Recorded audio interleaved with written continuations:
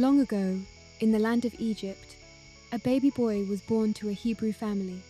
His mother loved him very much, but the Pharaoh had ordered all Hebrew baby boys to be taken away.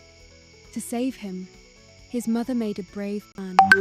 The mother placed the baby in a basket and set it gently on the Nile River. She prayed that God would protect her little boy. Princess Bithiah, the Pharaoh's daughter, came to the river to bathe. She saw the basket and heard the baby's cries. When she opened it, she fell in love with the little boy. Moses grew up in the palace as the son of Princess Bithiah.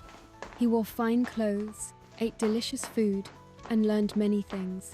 But he never forgot he was a Hebrew. One day, Moses saw the Hebrew slaves working hard under the hot sun. His heart ached for his people. When Moses saw an Egyptian hurting a Hebrew slave, he stepped in to protect him. But this act would change his life forever. Fearing the Pharaoh's anger, Moses ran away to the desert. He left behind his life in the palace and started a new journey. In the desert, Moses came to a well. There, he helped some shepherdesses water their flock. They were so grateful, they invited him to their home. Moses met Zipporah, one of the shepherdesses, and they became good friends.